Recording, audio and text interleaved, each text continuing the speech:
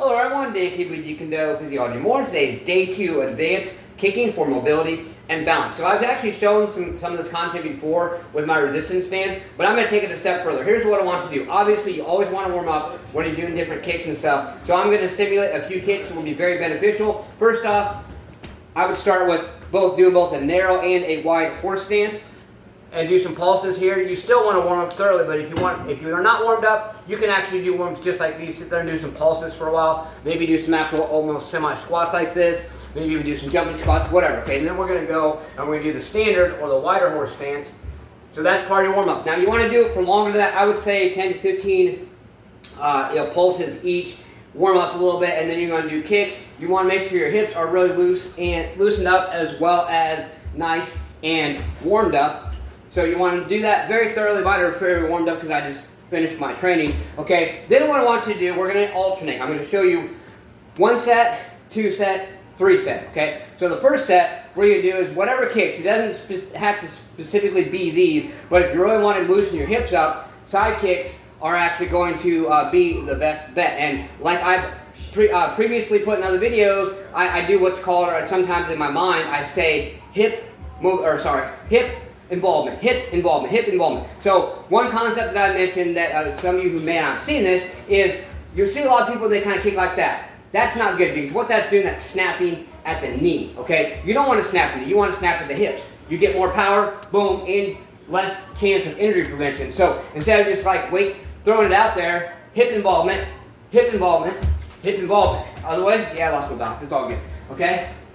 Hip involvement, okay. So now that you got that down, side kick, or what in Taekwondo it's called a sliding side kick, but in Jeet it's a standard side kick, is going to be the best way to do it. Like I said, you can do any of them, like ones I showed yesterday, where you go a 1, 2, 3, 1, like that, okay? But side kicks are really going to open up your hips, okay? So if you want to start out, you want to get the technique down, boom, okay? You can even go 1, and then the other side by side, it doesn't matter, okay? So do some of those. Then, what I want you to do, I'm going to switch over, pause it for a minute, because then we're going to do one that I showed you in previous videos with my resistance bands. I'll be right back. Okay, so we're going to go here. And remember, we just finished up, we just finished up with the first set. That is going to be just the kicks themselves. Now, we are going to work with resistance bands here. And these, like I said, even with me, you're going to need to hold on to something. Find your position where you're still working your body good, okay? Now, we're doing mobility and balance. So we're going to go however many, 1, 2, 3, 4, 5, see what I mean? Because it pulls on, whatever it is. I don't want you to hold here. Try to keep your balance as best possible. It's going to be difficult. And then once you get your balance down good, like right there, go up a little bit, pause. That's going to really get your mobility. Hold it a little bit longer. Come back down. Like always, switch legs.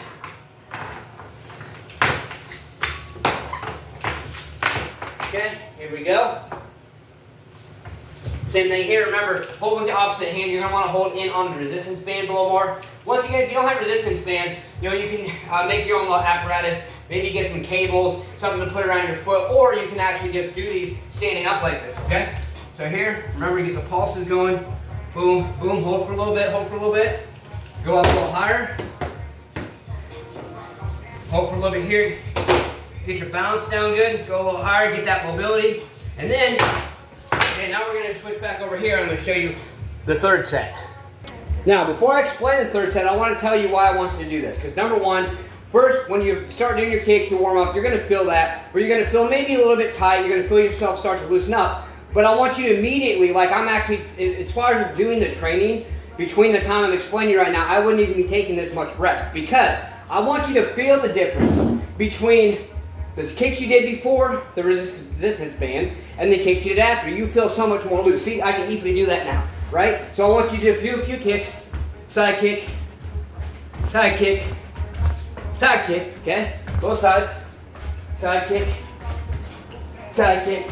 Remember that hip involvement. Side kick. Whatever kicks you did, I want you to feel the difference in the mobility. And then what I want you to do is help you balance more. Hold here, 5 to 10 seconds. 5 to 10 seconds, and 5 to 10 seconds to do both sides of the course like always. Do these things and embrace that discomfort today. Believe in yourself. believe you can do it, and believe that you deserve it. Smack one, kick that like button, just don't break it. Let's gotta do something. Do more than what you did yesterday. Get your ass up today and grind. What have you done today to push yourself, to grind, to embrace that discomfort? Embrace more discomfort today and get to your next level. Push yourself, let's go.